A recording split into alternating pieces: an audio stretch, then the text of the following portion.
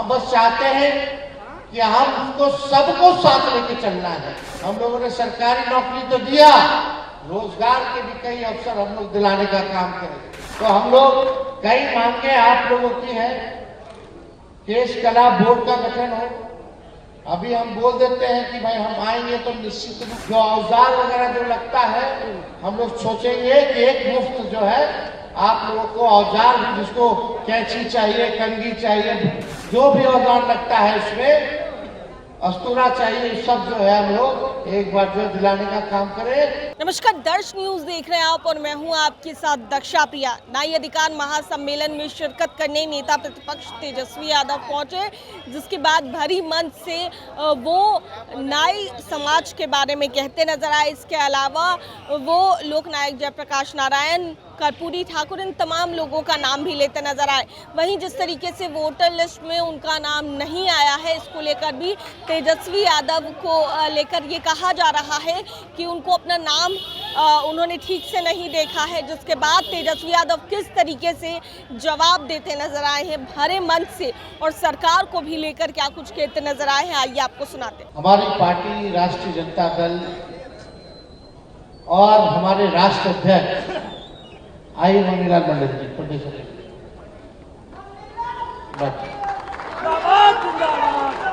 राष्ट्र अध्यक्ष आदरणीय लालू जी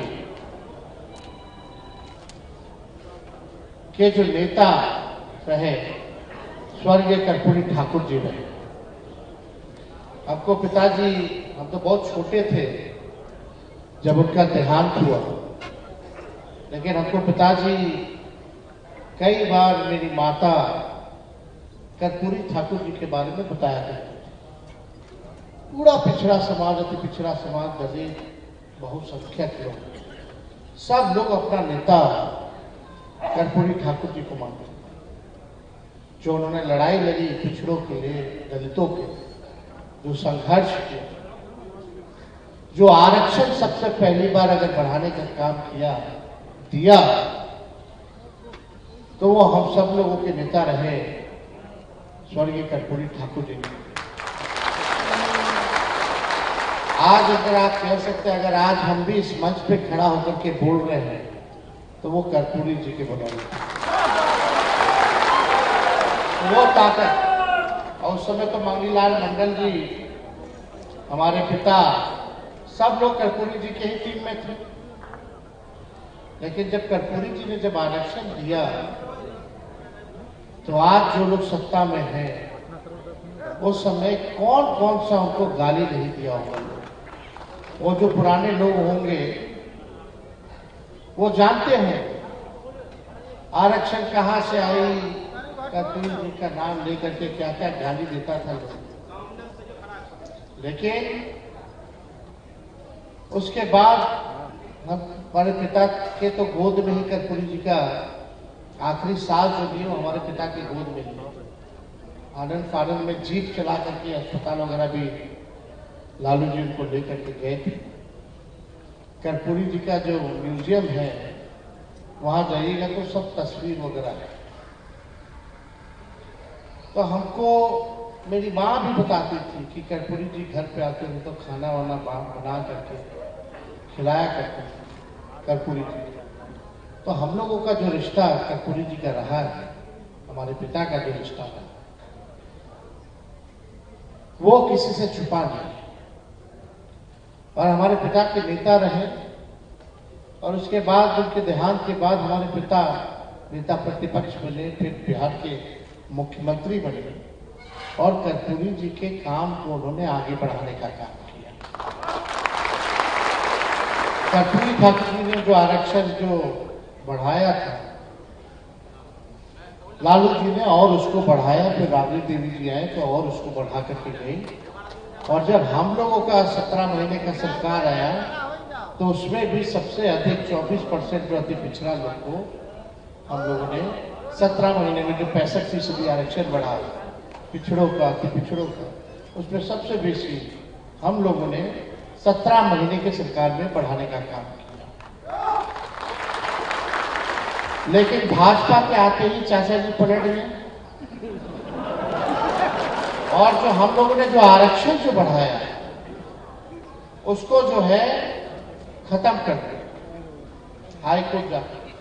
और हम लोग कह रहे थे कि इसको शेड्यूल 9 में डाला जाए, लेकिन भाजपा की सरकार ने 10 महीनों तक हम लोगों ने जो कैबिनेट से सिफारिश करके भारत सरकार को भेजा था कि तमिलनाडु की तर्ज पर ताकि ये आरक्षण सुरक्षित रहे, तो भाजपा के लोगों ने नहीं किया। वही लोग जो कर्पूरी ठाकुर जी को गाली देते थे, आज कर्पूरी जी की ताकत को देखिए कि वही लोग आज भारत रत्न देने को मजबूर हुए। और सबसे पहले प्रधानमंत्री जी आए थे विधानसभा में कार्यक्रम में, शताब्दी वर्ष में विधानसभा के, तो सबसे पहले हमने मंच से कर्पूरी ठाकुर जी की भारत रत्न की मांग की थी। पहले से लोग मांग करते रहे, लेकिन नरेंद्र मोदी जी के सामने, प्रधानमंत्री जी के सामने सबसे पहली बार हमने इस बात को मंच पर रखने का काम किया। आज उनको देना पड़ा, लेकिन देना पड़ा है तो इसमें बड़ी साजिश है। ये लोग चाहते नहीं, सब चीज तो प्राइवेटाइज कर दिया। जहां भी नौकरी मिलने की संभावना सरकारी थी, जो भी सरकारी संस्थाओं में थी, जब प्राइवेट हो गया तो आरक्षण वहां लागू हो गई। आज भी जो बहालियां 5 लाख नौकरी हम लोग दिए 17 महीने में, 3 लाख नौकरी जो प्रक्रियाधीन कराए, आज जो बहाली निकल रहा है, अगर 65% आरक्षण पिछड़ा अति पिछड़ा दलित लोगों का रहता तो आज नौकरी में भी लाभ जो है कितना मिल रहा होता।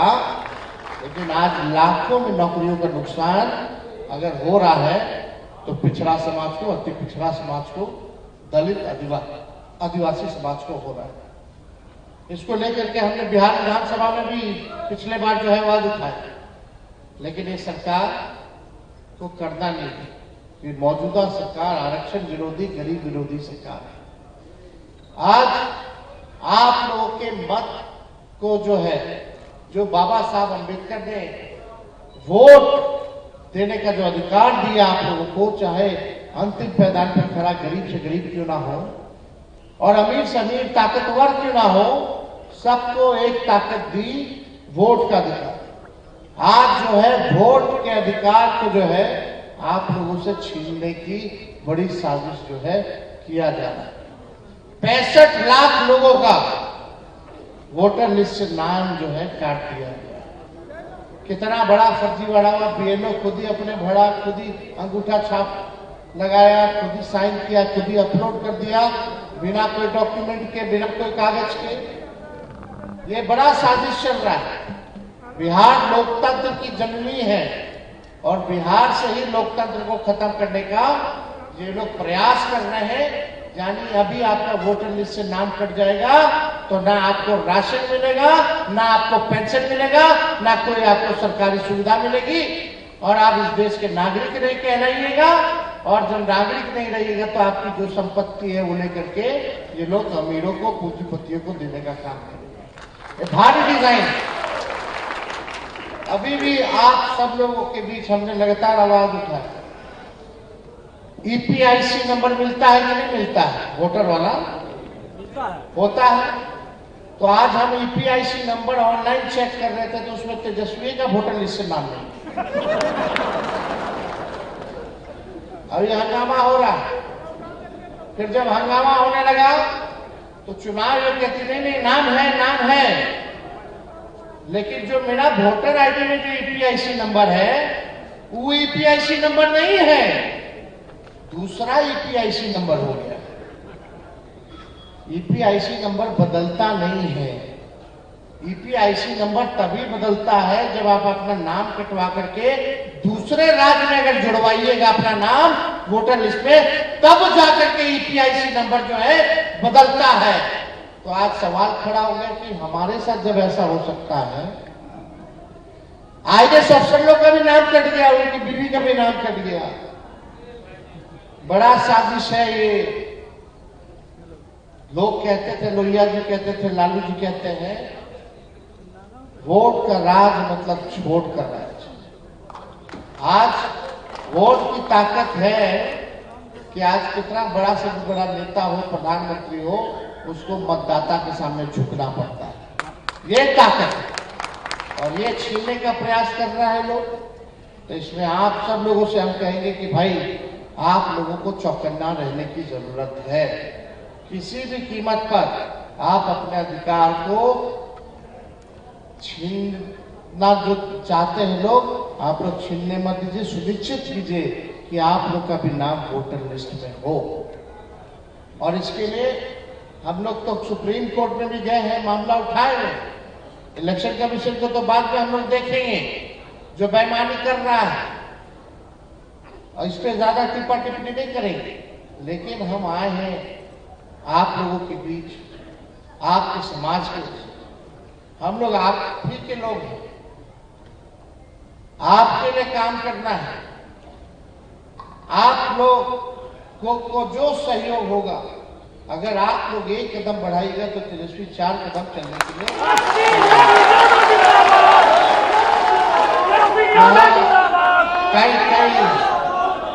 कई मांगे। और आप लोग अपनी चिंता छोड़ दीजिए। राजनीति में भागीदारी की जहां तक बात आएगी तो उसका टेंशन अब आप लोगों को लेने की जरूरत है। अब हम उस टेंशन को पूरा करने का, जितनी संख्या है उस अनुपात में आप लोगों को राजनीतिक भागीदारी में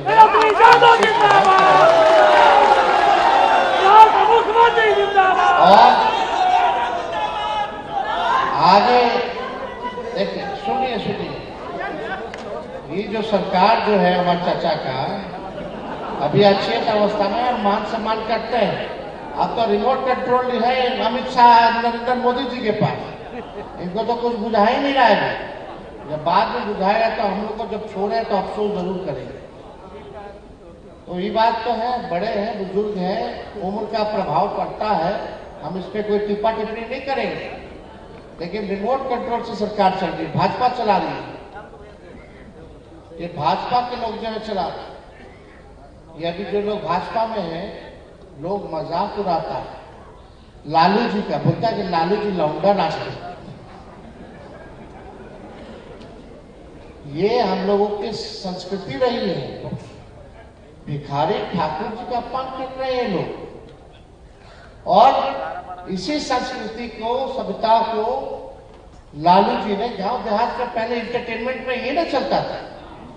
और शेक्सपियर है तो भोजपुरी के, तो हाउस में जब सवाल पूछा गया तो सब लोग चुप हो गया। हम बोले देखो भिखारी ठाकुर जी को अपमान कर रहे हो। इतने बड़े व्यक्ति जिनका नाम देश दुनिया में जाना गया, और जो लोग बोल रहे हैं कि लालू जी लंबा नाच देखते थे तो पीछे बैठ के तलिया के मारता था। कौन लोग थे? तो खैर छोड़िए, सब लोग आप लोग तो जनबे ना करते, किसी से कुछ छुपा है तो इसलिए हम ज्यादा टिप्पा टिप्पणी भांडाफोड़ी लोग नहीं करना चाहते। लेकिन ये सरकार जो है नकलची सरकार है। तेजस्वी बोला कि 1500 रुपया पेंशन बढ़ाएंगे तो बोलता सरकारी 1100 हम कर देंगे। हम बोला 200 यूनिट फ्री में बिजली देंगे तो सरकार बोलता 125 यूनिट फ्री में हम बिजली देंगे। हम बोले युवा आयोग बनाएंगे तो वो बोलता हम भी युवा आयोग बनाएंगे। हम बोले हैं माई बहन मान योजना लाएंगे, हर महीने गरीब महिला बहनों माताओं के खाते में 2500 रुपया प्रति माह डालेंगे। देखिए आने वाले समय में इसका भी नकल करेंगे। अपना इन लोगों के पास कुछ नहीं। हमने नौकरी दिया 5 लाख, 10 में बोलते थे, 20 में बोलते थे ना कि 10 लाख नौकरी देंगे। लेकिन 17 महीने उप मुख्यमंत्री होकर के 5 लाख नौकरी हम लोग दिए बिना पेपर लीक हुए। हम लोगों ने जो कहा वो किया। जाति आधारित गणना कराई, आरक्षण बढ़ाया, IT policy, tourism policy, sports policy बनाया, 50,000 करोड़ का निवेश एमओयू साइन कराने का काम किए। 700 डॉक्टर को बर्खास्त किए एक साथ, जो बेईमान थे, जो आते रहते अस्पताल, रंगाई पोताई सब काम हम लोग शुरू करवाए थे। 200 दवा जहां मुफ्त मिलता था उसको 600 करने का काम किए। 600 दवा तो काम तो जो हुआ हम लोगों ने 17 महीने में किया। तेजस्वी की उम्र भले ही कच्ची हो सकती है, लेकिन जुबान पक्की। और यहाँ मोदी जी को देख लीजिए, बोलते रहेगा कि चीनी मिल चालू कराएंगे। अब तक 11 साल हो गया प्रधानमंत्री में, एक तो चीनी मिल नहीं चालू करा पाए। लेकिन तेजस्वी 17 महीने उप मुख्यमंत्री था तो रीगा सीतामढ़ी का चीनी मिल चालू कराने का काम। हम लोग तो काम करते हैं और हम लोग नए सोच के नया बिहार बनाना है। अब कितना दिन तक जो है 20 साल से इन लोगों को मौका दीजिए, अब कितना दीजिएगा? जब बदलाव का समय है, खेत में भी अगर एक ब्रांड का बीज रोपिएगा खेत में 20 साल तक तो बंजर हो जाएगा, फसल भी अच्छी नहीं आएगी। अब समय है खेत में नए ब्रांड का बीज रोपने का, ताकि फसल भी अच्छा हो और आने वाले नस्लों का भविष्य भी बेहतर हो। हटारा सरकार है, गोली चल रहा है, रेप हो रहा है, भ्रष्टाचार हो रहा है। थाना ब्लॉक से ले जाइए, बिना घूस दिए हुए कोई काम हो रहा तो बता। लोग पलायन कर रहा है। सबसे ज्यादा गरीब बिहार पूरे देश में, सबसे ज्यादा बेरोजगारी बिहार में, सबसे ज्यादा पलायन यहाँ। शिक्षा चिकित्सा के मामले में सबसे फिसड्डी। हाँ देखिए, ना कारखाना खुला, ना चीनी मिल खुला, ना इंडस्ट्री आया, ना आईटी की व्यवस्था कराई गई। अभी भी पढ़ाई के लिए लोग बाहर जा रहे हैं, अभी भी दवाई के लिए लोग बाहर जा रहे हैं और कमाई के लिए लोग बाहर जा रहे हैं। कोई आप लोगों के लिए 20 साल तक इन लोगों ने व्यवस्था नहीं कराई। हम बस चाहते हैं कि हमको सबको साथ लेके चलना है। 14 करोड़ बिहारियों को साथ लेकर के चलना है। और मेरा मानना है, जब तक गरीबी नहीं हटेगी, जब तक बेरोजगारी नहीं हटेगी, तब तक गरीबी नहीं हटेगी। रोजगार मिलेगा, लोग आत्मनिर्भर रहेंगे। हम लोगों ने सरकारी नौकरी तो दिया, रोजगार के भी कई अवसर हम लोग दिलाने का काम करेंगे। एग्रो बेस्ड इंडस्ट्री लग सकता है, यहाँ फूड प्रोसेसिंग यूनिट लग सकता है, आईटी के लिए किया जा सकता है। हमने घोषणा किया है कि एजुकेशनल सिटी बनाया जाएगा 2000 एकड़ में, ताकि लोगों को बाहर ना जाना पड़े। एक अलग से इस सिटी बना दिया जाएगा पढ़ाई लिखाई के लिए, ताकि पूरा लोग को कोटा ना भेजना पड़े, बाहर ना भेजना पड़े। ऐसी व्यवस्था हम लोग कराएंगे। अब ज्यादा हम बोल दिए, इतना ही लोग नकल कर लिया मेरा, क्या बोले जब नोटिफिकेशन हो जाएगा तब हम बताएंगे हम क्या करें। अभी हम 2-3% नहीं बोले, अभी अच्छा परमाणु बम सब रखा हुआ, लेकिन अभी बोल देंगे तो फिर लोग फिर नकल कर देगा, बोलेगा कि देखो हम न किए, तो रस्तवा क्या दिखा रहा है। और जब हम बोले थे कि सरकार के नाक रगड़वा करके भी ये काम करवाना पड़ेगा, तो तेजस्वी करवाएगा। आज इस सरकार को काम करना पड़ रहा है जो तेजस्वी कह रहे हैं। तो हम लोग कई मांगे आप लोगों की है, केश कला बोर्ड का गठन हो। अभी हम बोल देते हैं कि भाई हम आएंगे तो निश्चित रूप से ही होगा।